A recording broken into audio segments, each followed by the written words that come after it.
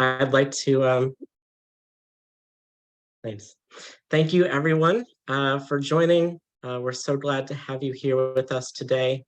My name is Nathan Thompson. I'm the Senior Managing Editor of the Journal on Education in Emergencies, or JEiE. Again, we're very thrilled that you've joined us today to launch our special issue on education in pandemics. This event will provide a snapshot of the timely and important content featured in the publication. We'll hear brief presentations from authors representing each of the research articles and field notes from the special issue. Please visit the journal website and read their terrific articles. You can find links to those in the chat. And it's my pleasure to now introduce Dana Burde, JEiE's Editor-in-Chief.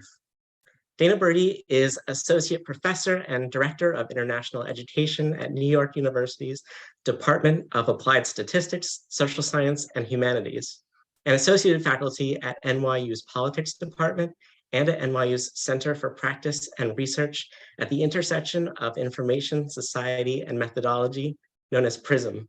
Her research focuses on education and political violence and has been funded by a number of domestic and international agencies. Her book, Schools for Conflict or for Peace in Afghanistan, won the 2017 Grawemeyer Award for Ideas Improving World Order. And Dana, I'll pass it over to you. Thank you so much, Nate. And thank you everyone for joining us today. We are so thrilled to release this special issue on pandemics. I want to tell you a little bit about the journal before I turn it over to the authors who are going to give you snapshots of their work, of the articles that you see here in the special issue today. And first, before I do that, I will briefly introduce two representatives from our funders.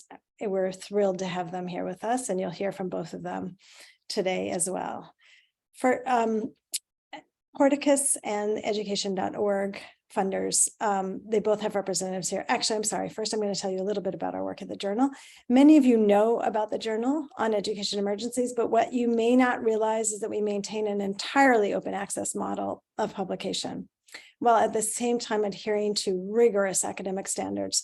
This means that the contents of the journal are accessible and free for all readers everywhere. We do not charge fees for authors either.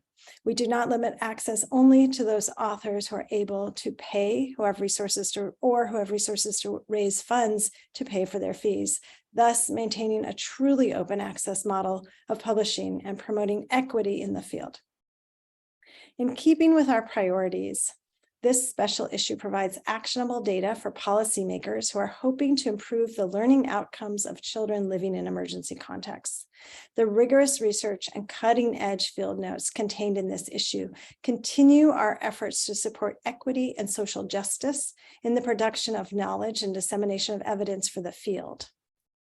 JEiE offers crucial observational and explanatory data from practitioners, researchers, and policymakers, excuse me, and from research teams comprising all three who partnered in writing their articles. These team members, who seek to gain a more comprehensive understanding of various practical questions, approach their subjects with methodological rigor that breaks common boundaries between research and practice. Excuse me, so sorry about that. This special issue offers observations on the effects of the COVID-19 pandemic, the effects that it's had on students, parents, and teachers in conflict and crisis-affected contexts. It lends rigorous evidence in support of approaches that strengthen preparedness and mitigate against adverse child protection and learning outcomes for future pandemics. And it draws lessons for the education emergencies field from research and fieldwork conducted in South Sudan, the Democratic Republic of the Congo, Rwanda, Nigeria, Lebanon, Syria, Honduras, and elsewhere at the height of the COVID-19 pandemic, as well as from past pandemics and epidemics, including Ebola, SARS, and HIV/AIDS. This issue, the JEiE Volume 8, number 3, includes 6 research articles, 4 field notes, and 3 book reviews. The contributing authors address questions ranging from teacher pay and working conditions during the pandemic, excuse me, and the rapid transition to remote learning that left many teachers feeling disoriented and overburdened, to the realities of accessing remote learning in digitally marginalized and low resource settings. Other contributors reveal where remote learning opportunities failed to address the unique needs of learners with disabilities. Several authors reflect on the pandemic's role in bringing educational programming to scale through WhatsApp, video, and social media platforms. These are crucial, of course, as we learned during the pandemic, as well as innovative resource libraries.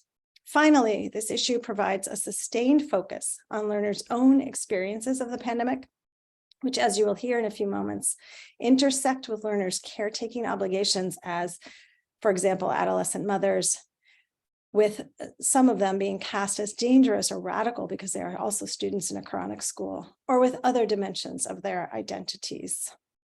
In recognition of the robust scholarship on health emergencies in Francophone Africa, it is important to underscore that this issue actually represents the first opportunity for scholars and practitioners writing in French to submit their work to JEiE. We are very pleased to offer one article in French in this issue. It will be translated and available in English, and the English language articles will be available in French in early 2023. This is critical because it is a huge innovation for us, and I think, or a huge step, I should say, a huge step forward towards making our articles even more accessible. And we're thrilled to be able to offer these articles in both languages. Before we give the floor to our speakers now, I'd like to briefly thank our journal staff, particularly Nathan Thompson, Samantha Colon, Joao Sotomayor, and our former senior managing editor, Hedy Lahman, without whom none of this would have been possible. And I would just like to add that, as you well know, all of our authors and all of our staff were working through the pandemic with their own childcare issues and their own educational issues as they were writing about the effects of the pandemic on education. Quite an experience that we've all had coming to this point today. I'm very pleased now to introduce our representatives from Porticus, Dwerka Layton, and from education.org, Evelyn JEiE's, along with our lead editors, Emily Dunlop and Mark Ginsberg. They all did an incredible job curating and guiding the special issue. We're so appreciative of all of their work. Excuse me, let me separate out the funders funded the issue. Our lead editors, of course, curated and guided the issue forward. Dwerka Layton is the global grant manager for Porticus's All Eyes on Learning program, which aims to improve holistic learning outcomes for displaced and host community children. She has over 15 years of experience in supporting humanitarian and refugee programs. Evelyn JEiE's is an experienced education professional with experience in curriculum, education research, and policy and refugee education. She's a senior education officer at education.org. We'll hear from Evelyn a little, excuse me, I'm recovering from a cold. We'll hear from Evelyn later in the program. Emily Dunlop is a postdoctoral associate at Cornell University in the Department of Government. Her research focuses on the relationship among politics, education, inequality, and identity in post-war countries, and her work has been published in Compare and Africa Spectrum. She currently serves as the co-chair of JEiE's Special Interest Group on Education, Conflict, and Emergencies. Mark Ginsberg is a visiting scholar at the University of Maryland in the International Education Policy Program. He has served as a faculty member in institutions worldwide. He has worked with AED/FHI 360 and formerly was the president of JEiE's and co-editor of Comparative Education Review. I will now pass it over to Dwerka, who will speak a bit about this issue and a bit later for remarks from our editors. Go ahead, Dwerka, please. Hi, good morning, good afternoon, good evening, everyone. I'm really pleased to be here with you today. As Dana mentioned, I'm supporting the All Eyes on Learning program at Porticus, which aims to improve holistic education outcomes or learning outcomes for displaced and host country children. And for us, holistic is very much academic as well as non-academic learning. So as we all know, the pandemic increased education inequalities worldwide, and disadvantaged children were especially hit, including displaced children. But at the same time, the pandemic also highlighted the importance of well-being and of supporting, or the need to support psychosocial needs of children. And that actually academic and non-academic, or academic and socio-emotional learning, are two sides of the same coin. And we're really glad that this special issue of the journal addresses gaps in evidence related to education in pandemics. And this evidence is not only relevant to pandemics only, but also to the wider education and emergencies field. And we really want to applaud also the journal for the fact that this is a bilingual issue. It has really a wide area of research context, and also the fact that the journal continues to expand or broaden the audience of the journal, and really make sure that non-English speaking authors and practitioners are also able to publish in the journal. So really looking forward to hear from all of you today. Thank you. Thank you so much, Derica. Oh, sorry, Nate. You're now going to introduce our presenters, correct? Yeah, go ahead. Actually, at this time, Mark and Emily, I'll invite you to give your comments. Thanks. Hello, everybody. Great to see so many people here, particularly this week of the year, which has its own challenges, not just the continuing situation of COVID and other viruses circulating. I want to, first of all, thank all of the authors, both those present and their co-authors who aren't with us today, for producing really interesting work, but also doing it in a very challenging context, one that in a way we continue to deal with, as the cartoon in the background of my screen suggests. I also want to thank all the reviewers, some of whom I think are in attendance. Without them stepping up, we probably would have even moved slower than we managed to move to get this special issue off the ground. I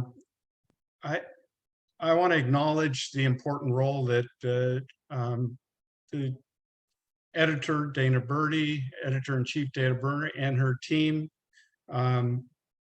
Nate, Hetty in the past, Samantha and Joe, played as well. I mean, being an editor of the special issue was not an easy process, but it was certainly made easier by the fantastic work that the team did. I want to give special acknowledgement to my co-editor, Emily Dunlop, who started out playing one role, mainly focusing on French language, and then stepped up to take on a full co-editor role.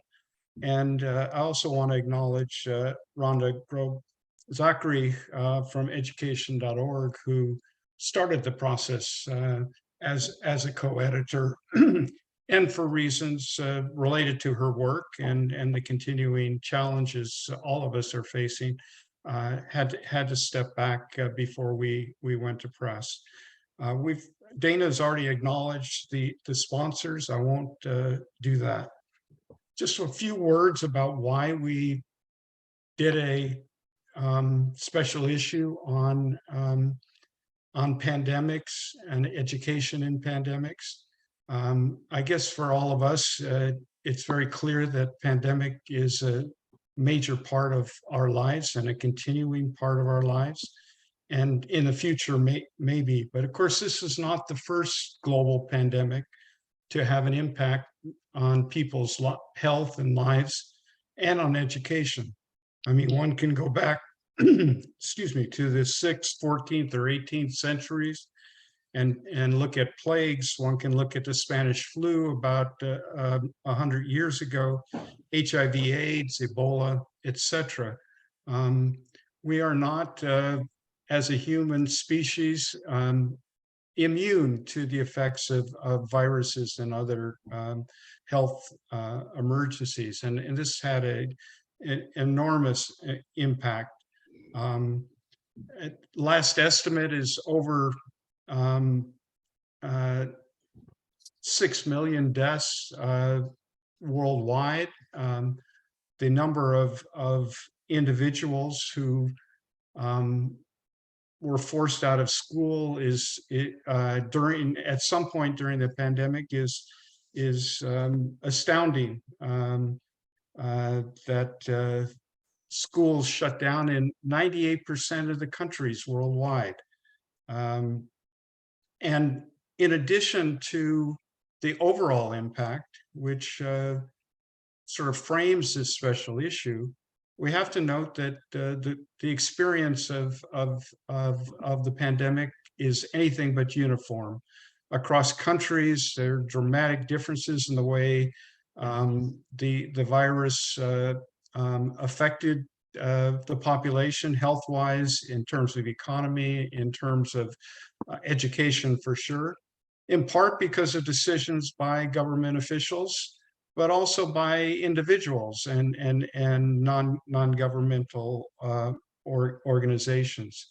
And not only international differences, but within particular nations, we have seen dramatic differences in the way that populations have been affected. If you look at economic, social class, if you look at race or ethnicity, if you look at gender, the experience has not been uniform. And unfortunately, but not surprisingly, the inequalities that exist in the world and in our societies have only been reinforced. The fact that so many countries attempted, at least in some of their regions, to close down schools and then go to distance education was certainly a challenge, but it was more of a challenge for some families and for some children than others. Many teachers also obviously had to reinvent themselves and reinvent what they did. Let me pass it to Emily at this point. Thanks, Mark. And I want to say as well, thank you to you for all of your work on this issue. It has been truly a pleasure working with you through these last few months and, well, years, as we kind of worked together to get this issue together. So it's really been a pleasure. And I'll echo my thanks to the journal team, all of whom are just incredible and so dedicated to the work that they're doing. When we put this issue out, I just wanted to take a moment to highlight some of that work. When we put the call for submissions out, we did not expect to get over 200 abstract submissions from this. And ultimately, we received 69 research articles and field notes for consideration. So the issue has really and truly been a labor of love to get this over the door and out for the world to see. The work that we put in to the issue itself, we wanted to ensure that we were covering not only a variety of country cases, but also highlighting a lot of the issues that Dana and Mark have both brought up in terms of showcasing different levels of schooling and impacts across primary and secondary schools, informal schools and formal schooling, as well as different types of schools, for example, chronic schools, and ultimately teacher processes as well, or teacher impacts as well. So this final issue was not only a labor of love to get it to publication, but to really highlight all of those different aspects of the diversity of the impacts on the pandemic. As Dana also mentioned, we were really keen to have this published in both French and English, and we're thrilled to have one paper in French, and ultimately we are in the process of translating this and should be translated. Hopefully I'm not overstepping Nate, by January-ish, we'll have it out in French. I know I'm behind on reading the translations. And I wanted to thank as well, again, all the authors for their work and their dedication to revising and resubmitting articles and accepting our technical notes and minor changes and major changes, and patience or sometimes not so patience with the reviewing process, and keeping us all on board. And with that, I will turn it briefly back to Mark for any final remarks that he has before we continue on. Let me just close our editor's remarks by quoting Arundhati Roy, who in 2020 said, "Historically, pandemics have forced humans to break with the past and imagine their world anew.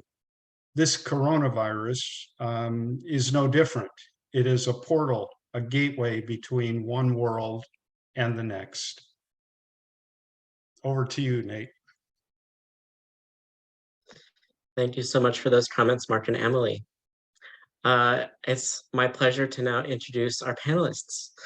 Presenting Educating During a Health Emergency, an Integrative Review of Literature from 1990 to 2020, Kathleen E. Elliott is a postdoctoral fellow with Drexel University and Boston Children's Hospital, currently located in Massachusetts.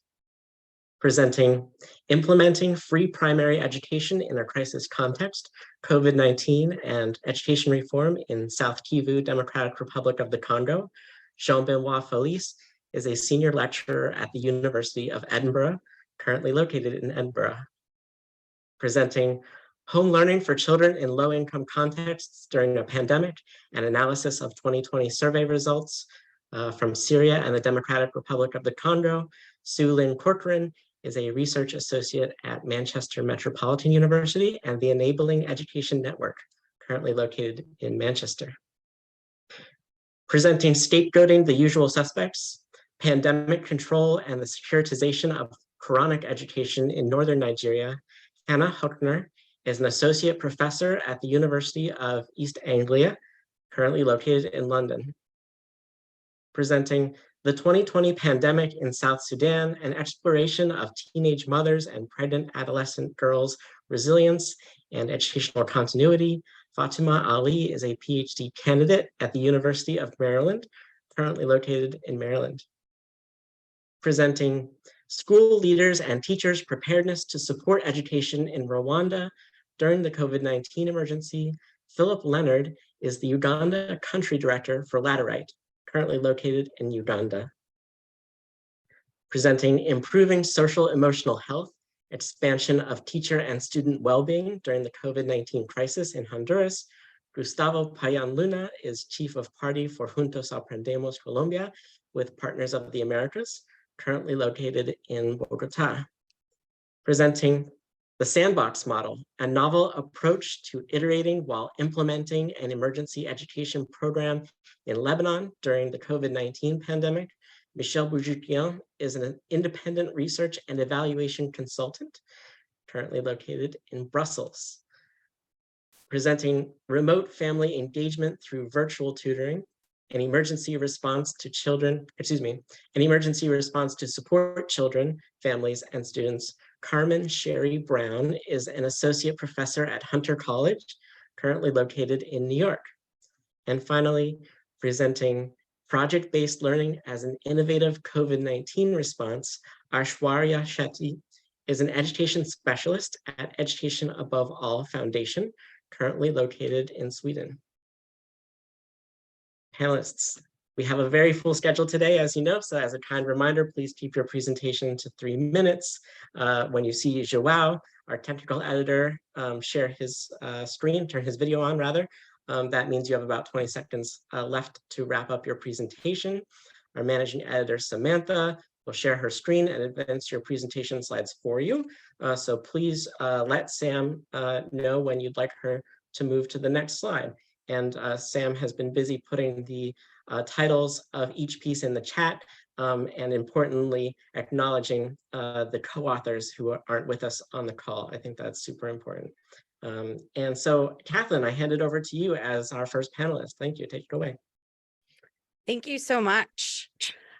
So I worked with some colleagues of mine at Drexel University to conduct an integrative literature review.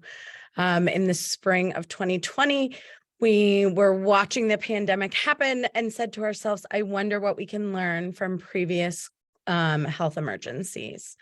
And so that sort of guided our research and our look back. Next slide, please.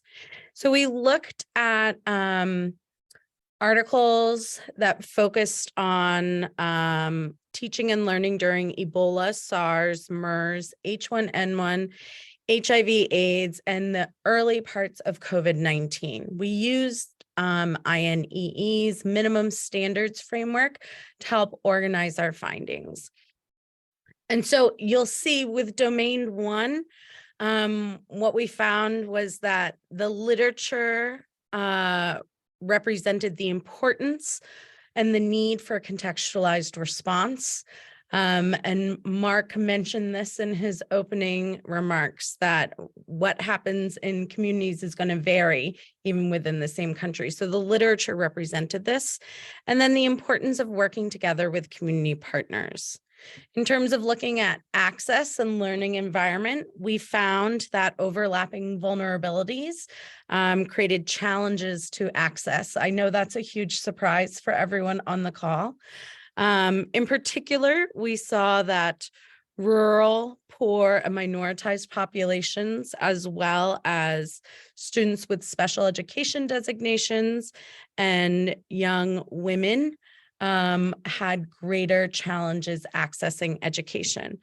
We also wanted to note that there was no mention of individuals with gender and sexual identity diversity. So that is something that shows up in a gap, that there's not research on how the LGBTQ+ population was impacted in terms of access. In terms of teaching and learning, the focus was on the need for social, emotional, and psychosocial well-being for teachers and for students.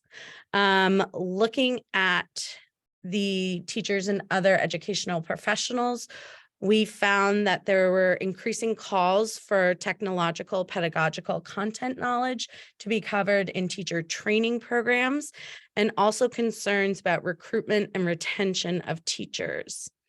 In terms of education policy, we found that there were examples of creative shifts in education, but that these mostly happened at the individual teacher or school level and not so much at the national or regional level, with a couple of exceptions. For example, UAE instituted a national hotline, and Malaysia allowed education funding to be used for individual data packages. I think that is my 3 minutes, although I don't see Joao's face. So I will let the slides move on to the next speaker.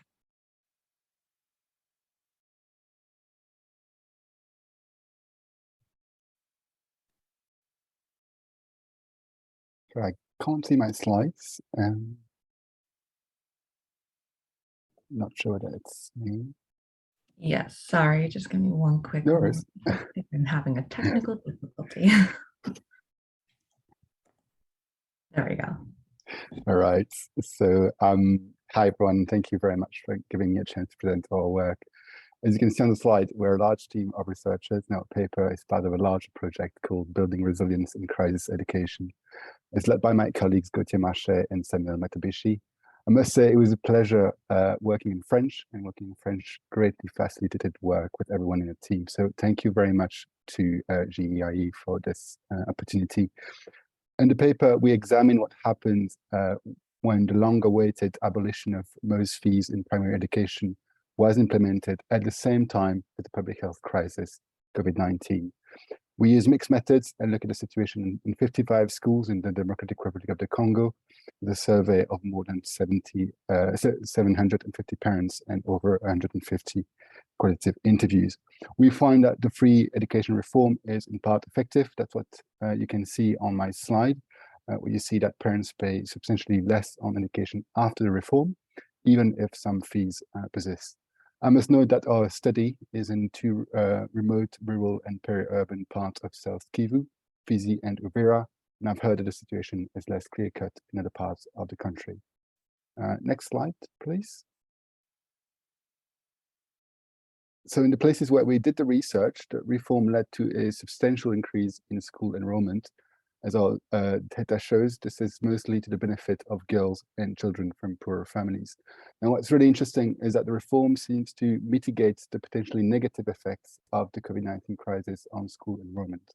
In fact, school enrollment remains stable throughout the pandemic. And this relative stability is certainly not because of the support students received during the pandemic. Such support was mostly non-existent where we did the research. I think our next speaker will cover that point in more details. Our results are also showing that the pandemic worsens the situation when it comes to some of the less well-prepared dimensions of the free education reform. In particular, we document an acute human resource crisis that is caused by the double whammy of the reform no longer recognizing teachers on precarious contracts, and those very teachers on precarious contracts having the livelihoods most affected by the pandemic.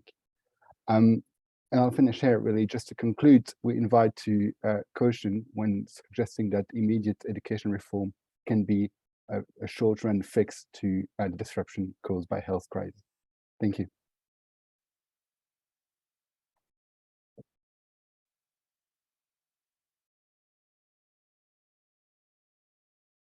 Thank you, Jean-Benoit. Our next presentation is a pre-recorded audio with slides from Sue Lynn Corcoran as she's feeling unwell from COVID. And I think you have that ready to queue up, right, Sam? I do. Hello, my name's Sue Corcoran, and I'm sorry I'm not with you this evening. I'm recovering from COVID, which is affecting my concentration. I'm going to talk a little bit about a project to develop home learning resources for learners in low-income contexts that was done as a collaboration between the Open Education Network and the Norwegian Association of Disabled. Essentially, we wanted to create resources that parents could use to support their children's learning at home. We wanted them to be easily accessible and visual so that they could cater to a range of different levels of education. To be able to inform the creation of these resources, we decided to do an online survey, and I'm going to talk a little bit about our key areas of learning that came from respondents in Syria, in the Democratic Republic of the Congo. So in looking at the major challenges and what worked well according to our respondents from these two countries, we identified 4 key areas of learning. The first is that it's key to emphasise the importance of localised approaches to inclusive education. And what we mean by that is that where home learning was most effective is where there was more autonomy in the local area for actually leading on home learning initiatives. Particularly in the DRC, what we found was that respondents felt that the local education officers, the local schools, they didn't have the capability to actually lead home learning processes. Whereas when we look at some of the areas of northern Syria, we found that there was a lot more autonomy and a lot more ability for various education organisations and schools to actually deliver home learning support. And the second key area of learning is that this was, again, more effective where there were already existing community networks that could be drawn on. For example, good communication links between schools and parents, and then their ability to set up peer support groups between parents, between schools and parents, so that teachers could deliver videos and other teaching resources via WhatsApp, and parents could support each other and learn well.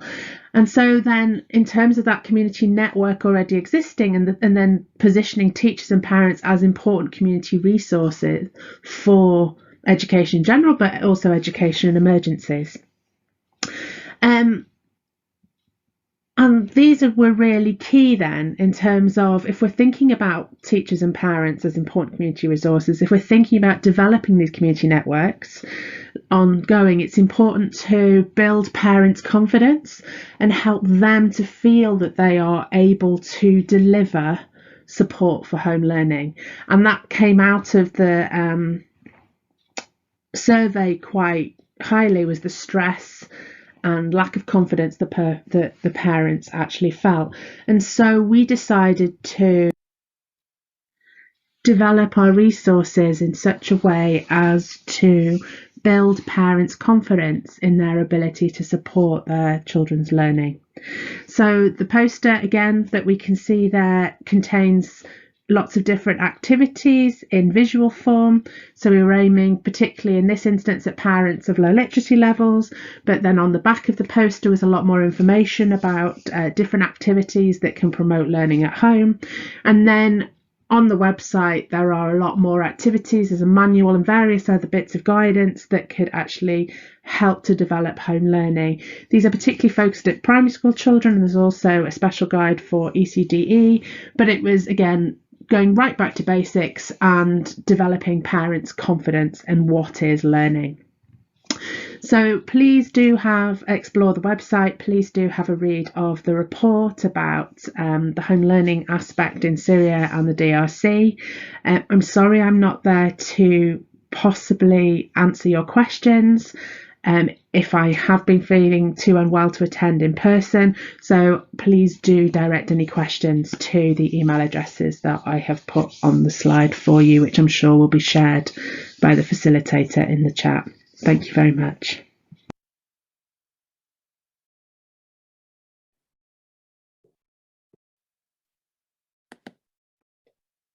I think that's me. I hope people can hear me. I'm presenting the paper Scapegoating the Usual Suspects, Pandemic Control and the Securitization of Quranic Education in Nigeria. I've co-authored this paper with Sadisu Salisu, who is himself a Quranic school graduate and is based in Kano in northern Nigeria. This paper builds on 14 verbal diaries composed via WhatsApp and 9 interviews we conducted in Kano during the height of the COVID-19 pandemic there from April to June 2020. Next slide, please. So in this paper, we outline some of the long-standing controversies around Quranic schools in Nigeria, which map to a large extent onto the existing fault lines in Nigerian society, such as along the lines of religion, class, sectarian affiliation, region, etc. In the paper, we describe how widespread perceptions of Quranic students as a security threat and cannon fodder for violent groups morphed into new shapes in the context of the COVID-19 pandemic, where Quranic students were then framed as a viral threat and dangerous source of contagion. This security framing then enabled forced clearances of Quranic schools and the deportation of Quranic students across the country.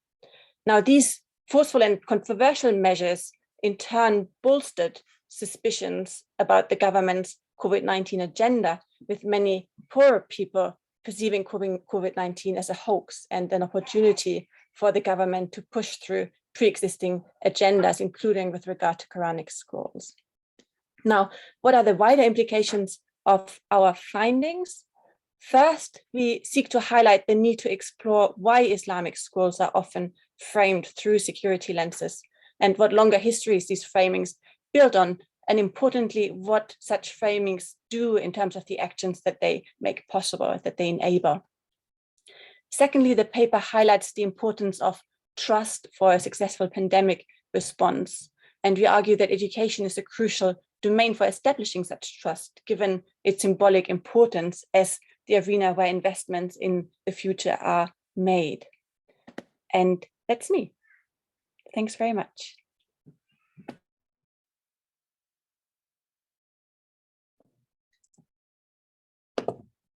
Thank you, Hannah. And now it's Fatima Ali.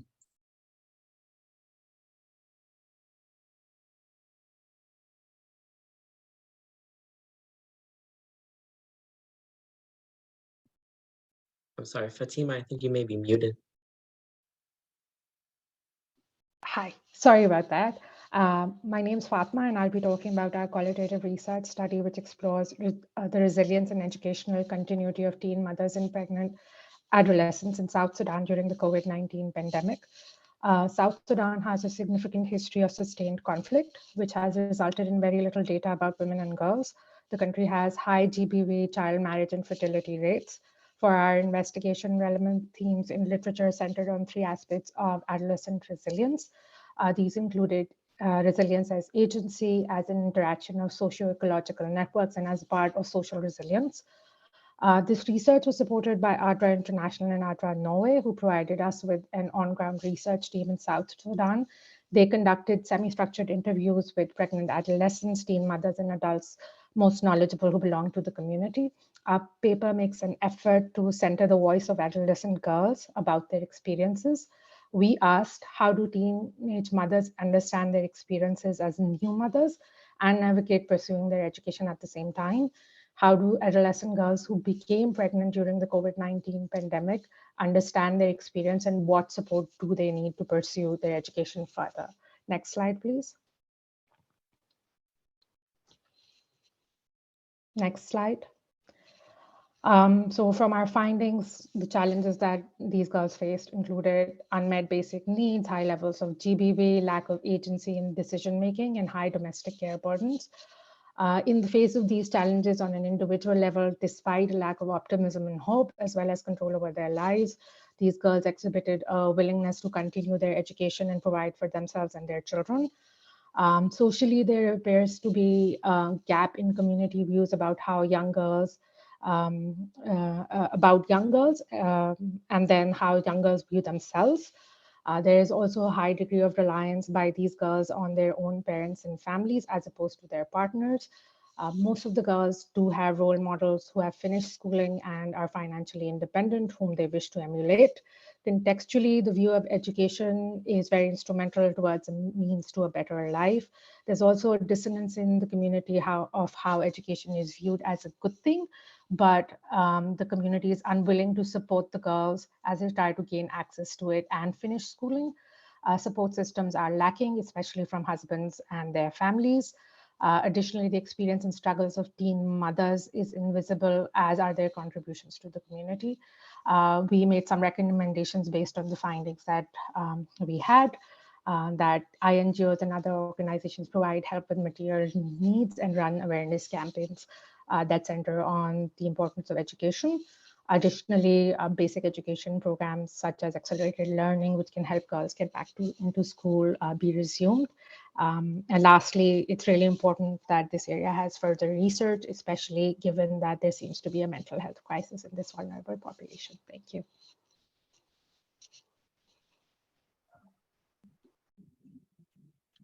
Hi, everyone. Thanks for joining today. So this is a part of a larger project, and that larger project is funded by the MasterCard Foundation, which is the Leaders in Teaching project in Rwandan schools. So we've been researching in those schools, collecting data for the past few years. But of course, when COVID hit and schools were closed, this lended itself to a phone survey. So this particular survey we conducted with both teachers and head teachers in 353 schools in Rwanda. Now, in terms of context, the schools closed in March 2020, reopened in November 2020, and our survey was in August. So right in the middle of the school closures. We had the goals, 2 goals basically, of one, measuring the effects of the school closures on the continuation of school. So in particular, we were looking at teacher preparedness and whether they're able to use technology to support remote delivery of education, which actually in Rwanda, at least in this area of the world, was one of the countries that made a fair bit of effort and success in terms of having remote delivery of education. Then also, of course, getting some assessments of what the effectiveness was of that learning. And then the other aspect that we tried to look at with the survey was to determine the school's readiness to reopen. So in particular, what adaptations were they planning in terms of curriculum, and in order to mitigate potential other further health outbreaks. Next slide, please. So just to pick out one area that we looked at, so in terms of who was providing distance learning support. So interestingly, I mean, all teachers were in theory still supposed to be supporting, but in terms of when we surveyed, about 43% said they were actively supporting students with remote learning. So at the time that we did the survey, and 69% of the head teachers reported that they were supporting teachers at their school to support student learning during the closures. So in terms of the teachers themselves, mostly what they said they were doing was mentoring parents and guardians of the students and answering questions from students via messages or voice calls. The head teachers, on the other hand, were providing guidance primarily to the on how to use the radio or in order to support the students, or to they were using other platforms like Google Drive and WhatsApp. The sort of elite schools, they're called the schools of excellence, which are where they take in only the top performing students, and which also, of course, means they tend to be the students from the wealthiest backgrounds. So those teachers were more likely to be providing support throughout the period. Younger teachers are a little bit more likely to be providing support. Surprisingly, the access to ICT didn't make a whole lot of difference. So most people seem to have enough technology. And then just, yeah, in terms of a small majority felt that the remote lessons were actually effective. So moderately positive results there. Thanks a lot.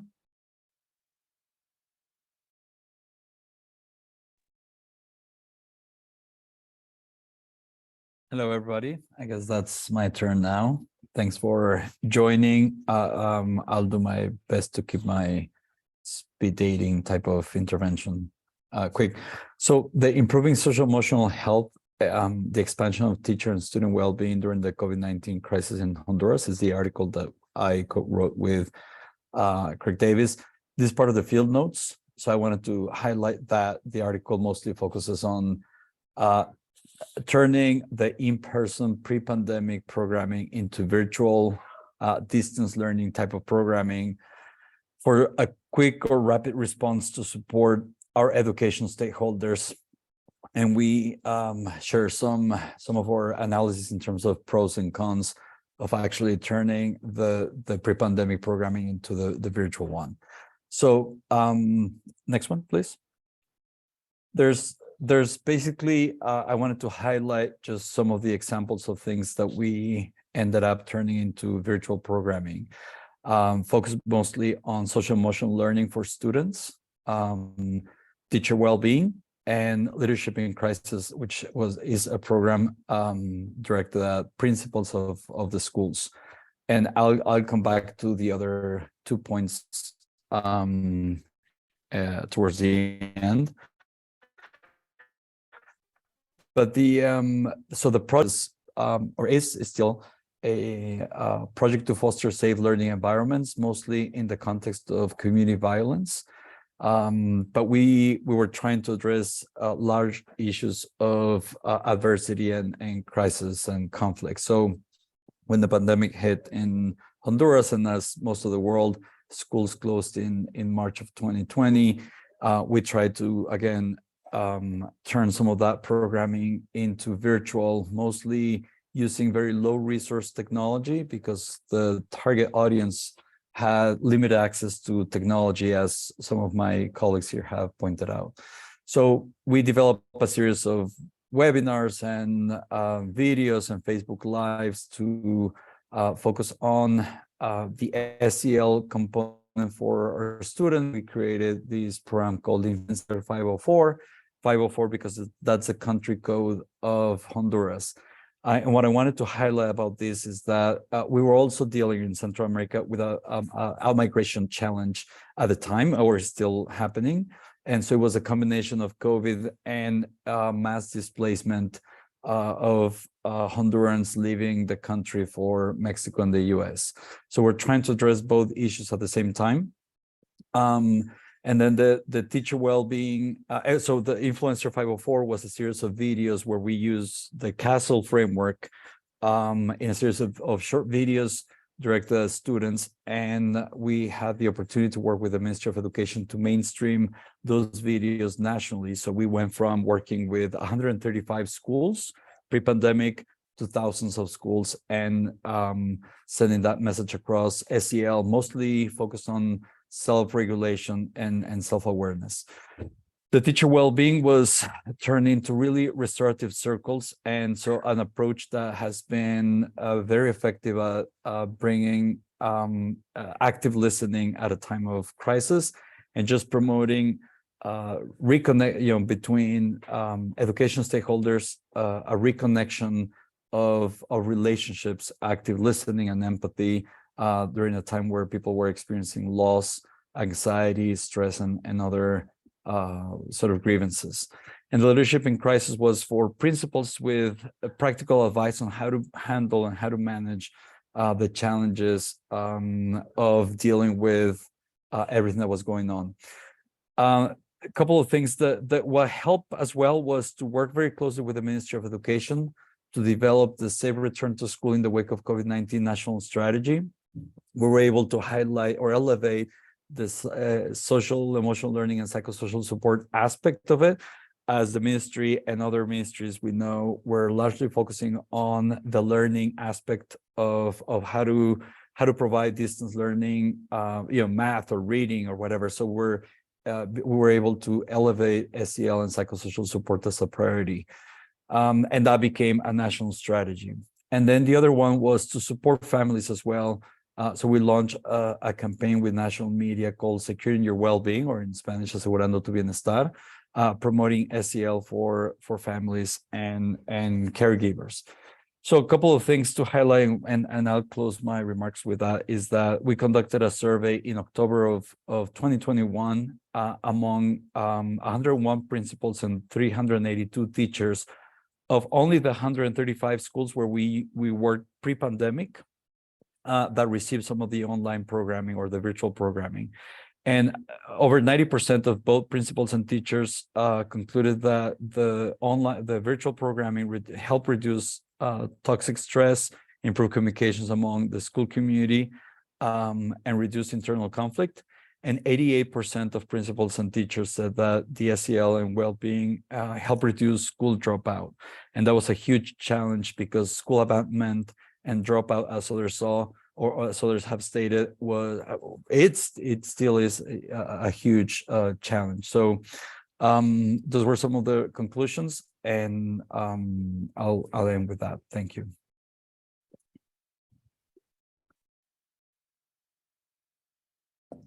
Thank you, Gustavo. Michelle, you're up. Yes. Hello, everybody, and thank you for being here. So I'll be presenting the article I co-authored with Alice Carter and Katie Jordan, and that talks about the sandbox model.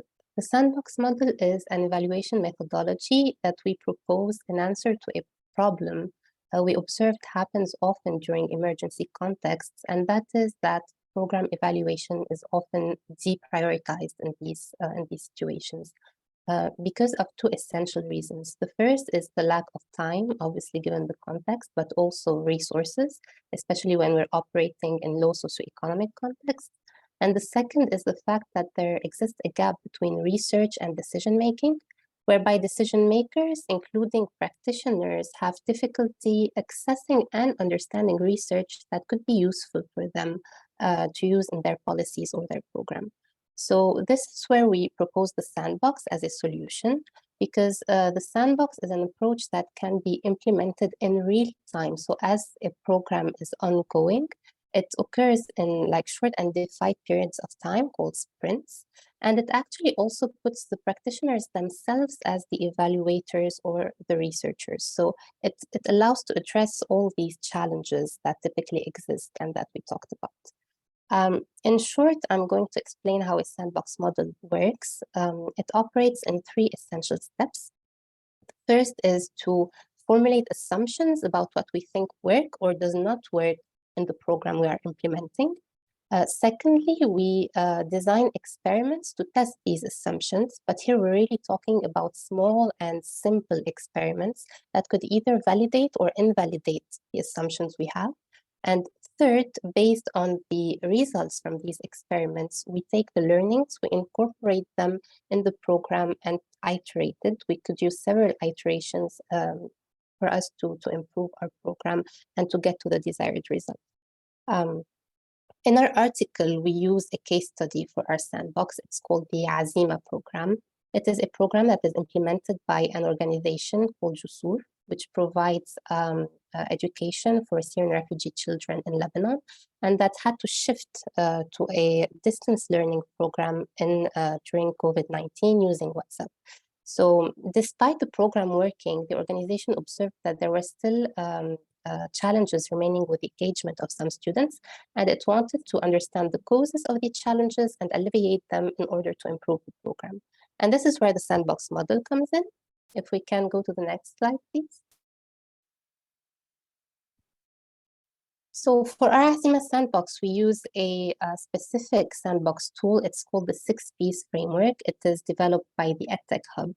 And this framework consists of 6 essential factors that are present in an education system. As you can see, these are the provision, the place, the policy, pedagogy, product, and people. And all these factors have to be taken into account for an intervention to work and to have impact at scale.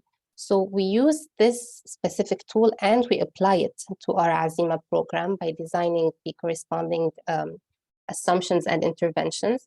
Unfortunately, for lack of time, I won't be able to dive further into each of these experiments, but this is why I invite you to read the article to see how we applied this tool to our program and to understand and to know the reflections we made on its usefulness for the education in emergency contexts in particular. Thank you.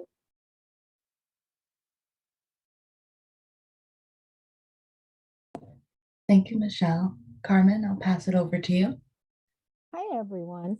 Families and children were affected by the COVID-19 pandemic at unprecedented levels during the 2020-21 school year. The pandemic required families to adapt to many changes to support their children's education and development. The role of families in their children's education began to shift from passive involvement to active engagement. In addition, fieldwork interns in schools of education were not provided with the opportunity to participate in actual teaching and learning experiences. The lack of genuine fieldwork experience did not allow fieldwork interns the opportunity to work with students, implement lessons and activities, and make connections with children and families. To equitably support parents as co-teachers in a remote learning environment and engage fieldwork interns in an authentic teaching and learning experience, a virtual tutoring model was conceptualized. Next slide. Families participated in the virtual tutoring as co-teachers, which included asking questions that reinforced the engagement of the lesson, rephrasing questions that were asked by the fieldwork interns, using materials and resources that were available in the home to support the lesson, and reassuring children when they will become inattentive, distracted, or frustrated during this session. During the implementation of the lesson and activities, the fieldwork interns developed a rapport with the children, which resulted in a positive connection throughout the virtual tutoring sessions. The fieldwork interns provided a supportive and challenging teaching and learning environment that allowed the families and children to express multiple perspectives based on their exposure to the content and materials, as well as their cultural experiences. To deepen the understanding of the lesson and content-specific objectives, families and fieldwork interns were able to elicit and build on children's responses during the implementation because they were engaged in an interactive and multimodal learning environment. Behavioral engagement was supported because families consistently engaged in the planning and facilitation of the lessons and activities throughout the virtual tutoring session. Social emotional development includes interaction, social behavior, self-concept, and self-efficacy, all of which can be very difficult to support or measure in a remote environment. But the families reported that their children were more receptive to the fieldwork interns and engaged in the activities in more meaningful ways. Cognitive development refers to the process through which children develop their abilities to think, assimilate, and use information. Children, families, and fieldwork interns were able to take ownership of the learning during the virtual tutoring sessions, as the families were able to initiate and pursue personal and developmental goals for their own children. The virtual tutoring model provided a framework for family engagement that was implemented in a remote environment and can be seamlessly transferred to an in-person modality. The virtual tutoring sessions emphasized more than family involvement.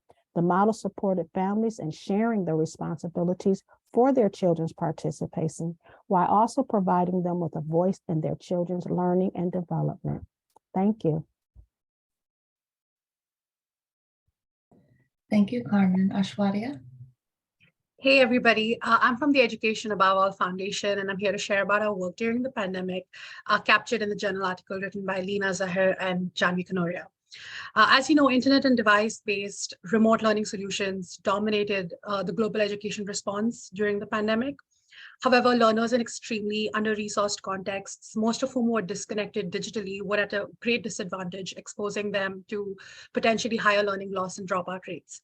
So as a response, we created the Internet Free Education Resource Bank, also called IFERB in short. It contains several resources, including project-based learning materials, math games designed to reinforce mathematical skills, and a collection of activities for students with disabilities. It presents a unique pedagogical approach. It promotes holistic, student-centered education while requiring very minimal resources, costs, and virtually no internet. IFERB also provides a very holistic learning experience that combines academic 21st century skills, financial literacy, entrepreneurial skills, and social-emotional learning. It is interdisciplinary. It covers many subjects, and just to give you an example, out of the hundreds of projects we have on our bank, there's a project called Population Census, where children develop literacy skills by interviewing different members of their community, numeracy skills by analyzing the data and presenting it as bar graphs, analytical skills where children discover that women do a lot more unpaid work than men at homes, and social science skills where they investigate and interpret what their results mean. So as you see, knowledge is generated by communities, and IFERB is only a facilitator of it. Could you go to the next slide, please? It served about 560,000 plus children, including students from low-income backgrounds, out-of-school children, children in refugee settlements, remote rural communities, and those also in underserved urban contexts.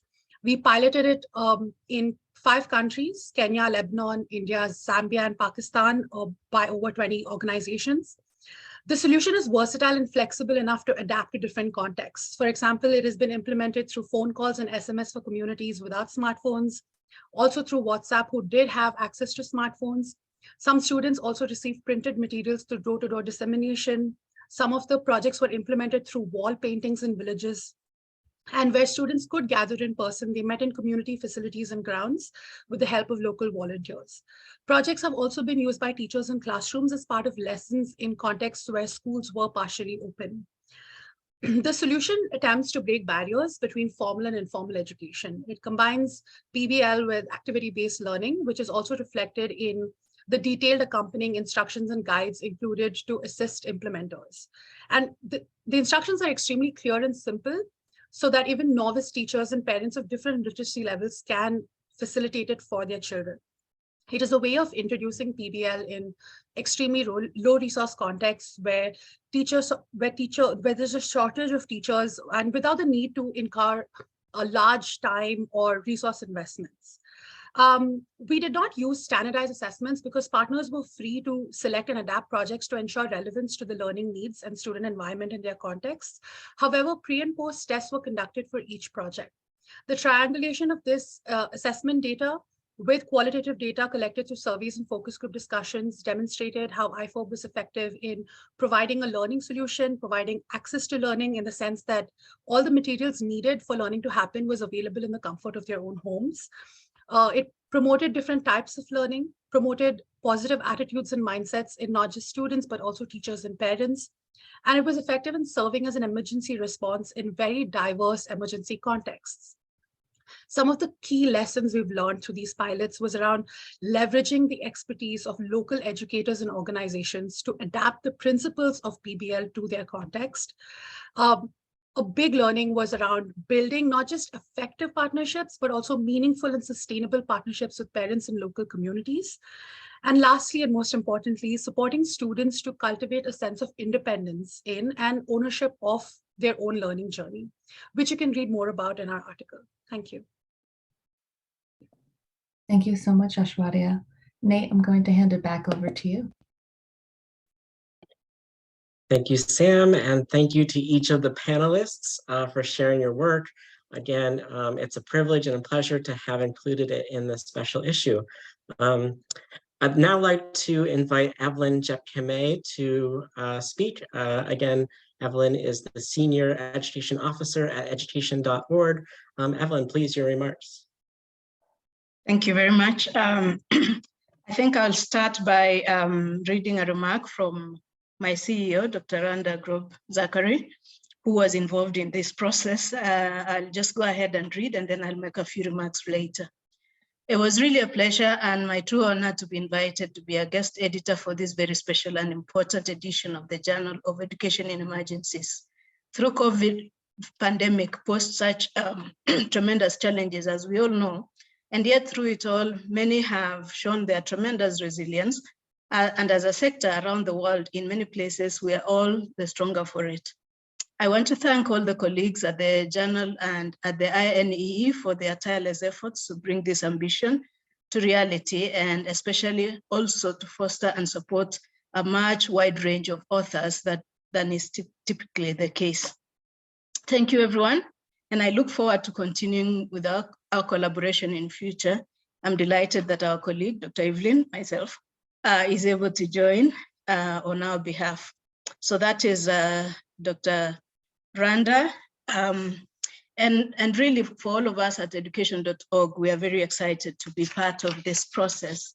I am so excited that this journal is bilingual in its nature, meaning that we'll have more opportunities to be able to disseminate it across most of countries that are facing challenges.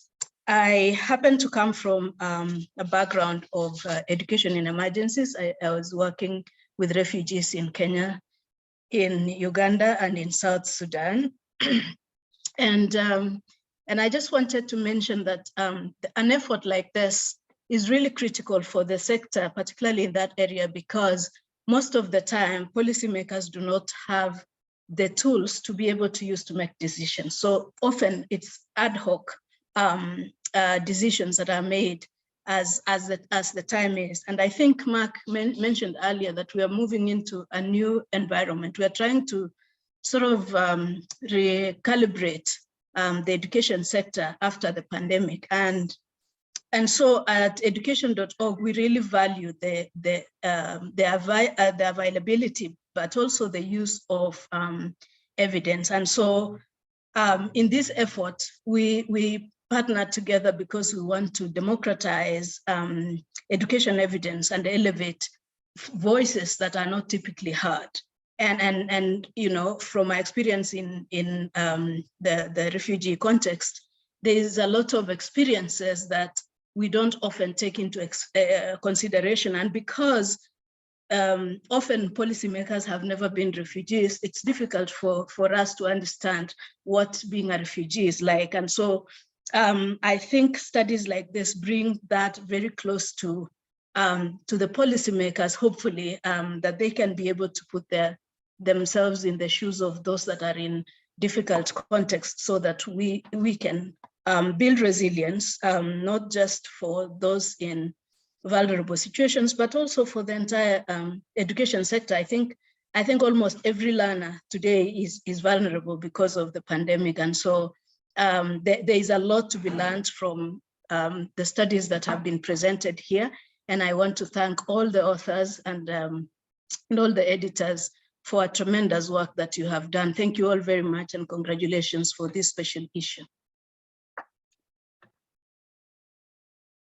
Thank you so much for those comments, Evelyn. I think that's really important to keep in mind what you've said.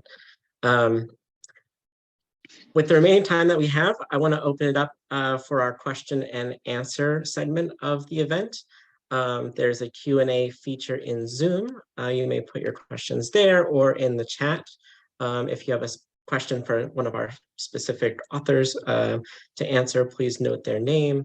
Of course, also feel free to pose a question to the panel in general, and then authors, if you're so inclined to answer it, please do so.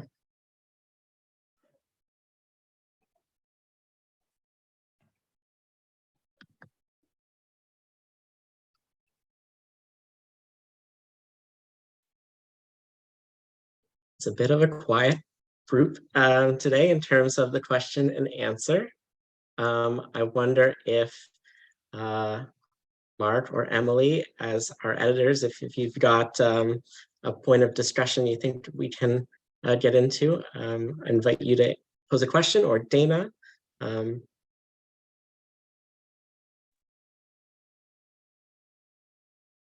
see Mark, yeah. Yes, Mark. I'd just invite any of the presenters, authors, if they want to identify more recent experiences that either reinforce or perhaps refine some of the ideas you presented in your articles.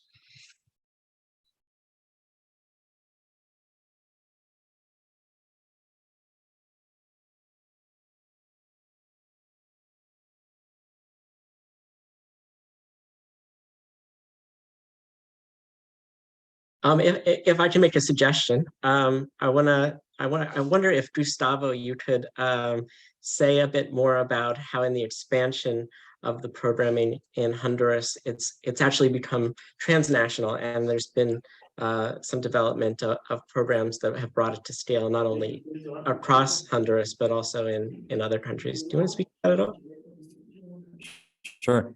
Thank you. Just briefly, as we all experience, obviously the challenges that come with, or that came with COVID and the school closeout, we had to turn this programming and the ability to do distance learning programming help us reach thousands of learners and teachers. And some of that program, especially with the restorative circles, which I briefly mentioned as one of the approaches for teacher well-being, helped us connect with other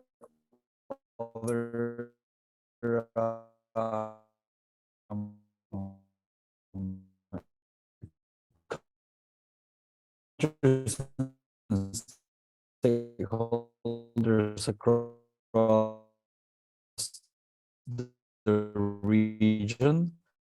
The research materials of facilities help participants open up. So what we found is that even though it's at a distance and it's virtual, we're able to conduct those restorative circles and create and restore some of the relationships that were fragmented, and help others build empathy and understand that, you know, I'm not the only one who's going through these challenges, right? And so that was a very effective strategy for international use. And so we actually brought some of those restorative circles and the restorative practice approaches to Colombia now. I changed projects about a year and a half ago from Honduras. I went to direct a different project, a USAID project in Honduras, which largely focuses on migration. But restorative practice was one of those that we actually brought with us to Colombia. And so that's just one of the examples. But Influencer 504, which was the SEL programming, reached sort of nationwide coverage, largely thanks to the Ministry of Education. Thanks for the question. If I may, I can see there's a question for me from Mike. Thank you for the question, Mike. So the question is about the graph. The graph is actually showing whether teachers were paid based on the type of contracts they have. Now, the type of contract is not necessarily correlated with the quality of the teacher. Becoming a teacher in DRC is a complex process, and if you want to be fully registered, unfortunately, it's not as transparent as it should be, and so it's not necessarily the best teachers who become fully registered and end up on the books of the ministry. So the bulk of the people who are on precarious contracts are directly hired by the schools, but it doesn't mean that they're necessarily less quality teachers. So what's happening with pandemic really is a situation where these guys were quite essential to what the schools do, because schools are understaffed. They're finding it harder and harder to remain in the job, because they don't have a very good reliable income. They're struggling to make any money, and so they leave the profession. And so that's the kind of situation that we see on that chart. So not so much about quality, but more about the pandemic making it even harder for schools to have these kind of temp workers who are really, really useful to what they do. And Mark, your question is excellent. I don't have a very good answer, just to say that in the DSC, certainly the kind of crisis that we're seeing with this education reform is not over. It's still ongoing. There is no big health emergency at the moment, but we could see Ebola cases in North Kivu very soon, because it's in neighboring Uganda. So it would be really interesting to see whether what's happening if there is more school closure related to health emergencies.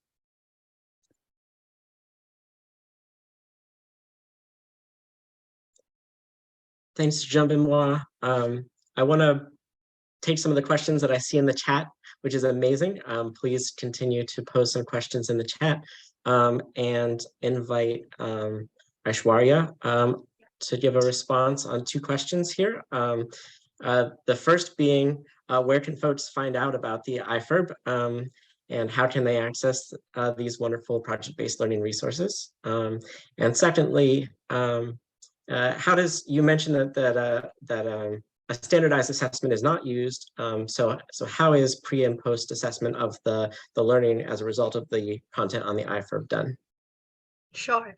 Actually, I would just first want to also go to Mark's question about what we've learned, based on our more recent expansion projects. So now we've reached about 15 plus countries and 800,000 plus learners. And I think it's raised more questions than answers, right? Especially what constitutes education and learning.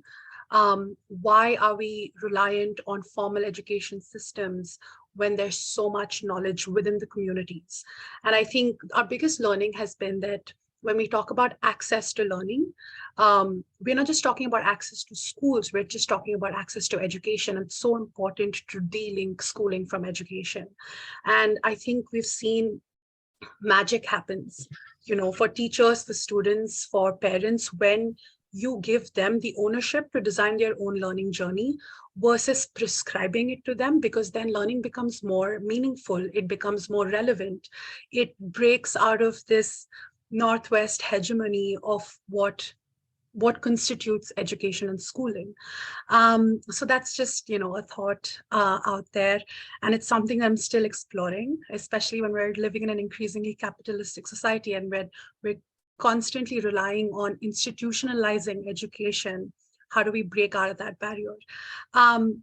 To answer the questions as to where you can access these resources, I'm going to post the link on the chat. You can go to the website and download it for free. And once downloaded, you do not need any other forms of internet to facilitate these projects. In case you want to get into a technical partnership with our organization, where you will also get support in terms of trainings or how to contextualize, how to adapt resources, I will also post my email address so you can reach out to me directly. I also want to highlight that we have these all of these resources in about 12 plus languages with a keen focus on underrepresented languages. So it'll be good for you to also explore those. About assessments, I think just going back to my earlier point about, standardized assessments, who sets these assessments? Is it a copy-paste solution? Do standardized assessments really apply to diverse contexts? And what we've seen is that, when the kind of communities we're working with, there were a lot of limitations that they had to be able to implement standardized assessments. So what we did was we created pre and post assessments very simple assessments, but very effective assessments, which test the knowledge, the skills, and the discovery of students from their experience with each project. So out of the hundreds of projects, whichever projects were selected by the partners, they would conduct the pre and post right before the project, which spans about 1 week long, and then they conduct it after the project. So that's what the assessment was. However, we did have an almost standardized 21st century skills rubric, which we thought was universally applicable to all. And additionally, we also have a lot of assessments on teacher training, volunteer training, ensuring that they are demonstrating some kind of growth in their understanding of PBL and how to best manage a classroom when they're implementing PBL. So these are the assessments that we're talking about, and we've intentionally designed it to be very simple. Your question about how these assignments were conducted, it again ranged from, in rural forest regions of India where people printed it out and then went to the community and conducted it orally, to assessments being conducted over phone calls. So it really, IFERB is what you make out of it. It can work for a fully high-tech platform. It can work for a completely no-tech platform. So I think that flexibility is given to the partners on how they would want to conduct it, as long as the integrity of the assessments are maintained. Of course, there were certain measures to ensure the validity of the data. There were measures to ensure that the data was authentic, and so on. But the mode of implementation was selected by the local partners on the ground, given the circumstances of the pandemic. But I'm happy to chat more about it via email, and I'll just post that on the chat now.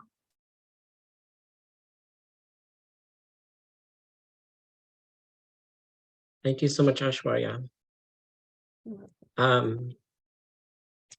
I see a question in the chat box, so I'll read that. It's not focused on a particular piece, so if you've got a response, please just chime in. Tracy Koski, policy officer with Utabiti Africa, asks the following. There has been a lot of enthusiasm from academia and practitioners to conduct research to influence better policies in JEiE. What are some of the strategies used to involve or include policymakers for buy-in and implementation?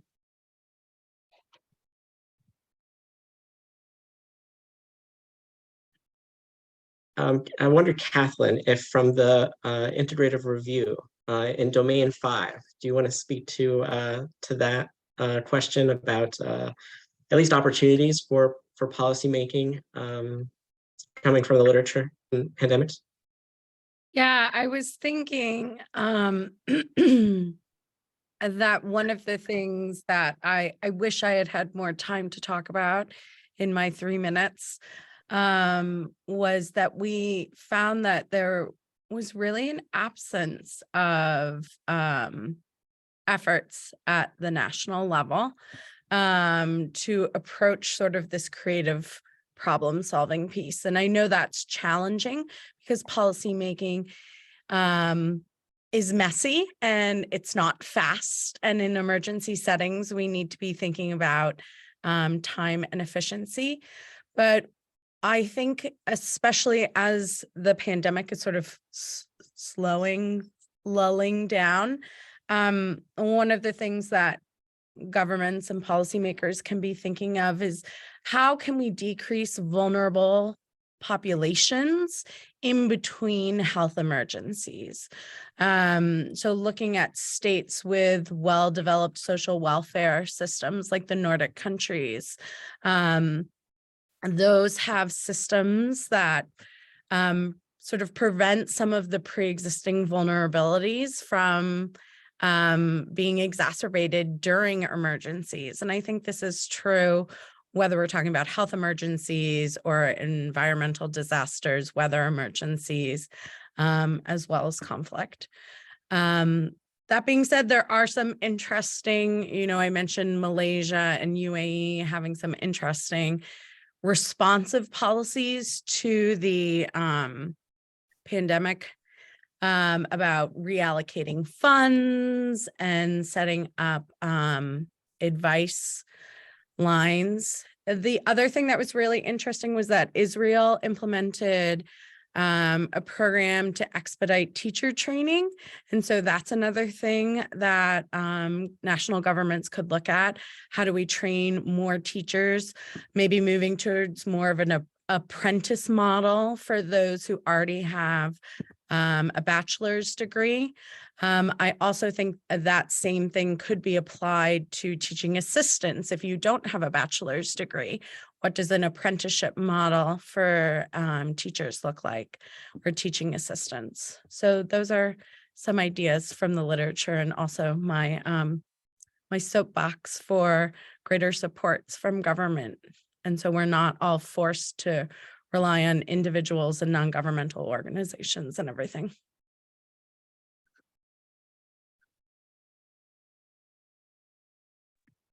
I'm aware that we're almost at our time here, and I do see additional questions coming through on the chat, which I love. So we'll record those questions and get them to the proper authors and responses out to panelists who ask them. But I think at this time I want to hand it over again to Dana for some final words of recap. Thank you so much, Nate. And thank you all so much for these terrific presentations. I really appreciate, we all really appreciate your managing the time limits, because that way everyone gets to hear a snapshot of your work. And it's really, really wonderful to be able to hear that. And I encourage all the viewers now and in the future who will be watching the recording to go to the articles, read the articles at length. We have research articles and field notes, all of which you've heard about in the past hour plus time. So please do that. I would like to just underscore a few points that I heard from the authors that I think are critical. The first is that it's clear that the pandemic exposed and exacerbated existing social divisions, which played out dramatically across education systems. We hear that from everyone who presented today, and we hear a number of suggestions for how to mitigate those effects. And I really love Kathleen's last point about this very important point about understanding that this will happen again, and the critical importance of having resources in place to address these vulnerabilities that we know exist across society. It is quite dramatic the way those vulnerabilities were exposed, even within our own communities, I'm sure, as you all experienced yourselves. So some of those mitigating efforts that I heard from all of you that I would like to underscore include critical, direct, and personal support to parents and teachers and students, that this support needed to be constant, and it needed to be personal, it needed to be direct, and the impact that appears to have had did seem to have mitigated effects. Some of those efforts included virtual tutoring, project-based learning, active listening, and leadership in crisis. These are very critical ideas that aren't necessarily the go-to tools that a policymaker or an academic policymaker might choose to implement, or an academic might choose to study, but very important elements of response to a crisis. And then online resources, making those available, and how availability is essential to modify for vulnerable learners who have existing disabilities and are trying to access those resources. So I really appreciate all of those points, and I am going to leave it there. Let me just look at my notes. I just also want to repeat my appreciation for all of the authors joining us today, and also working with us the duration to prepare these articles for this special issue on education and pandemics. Thank you all so much.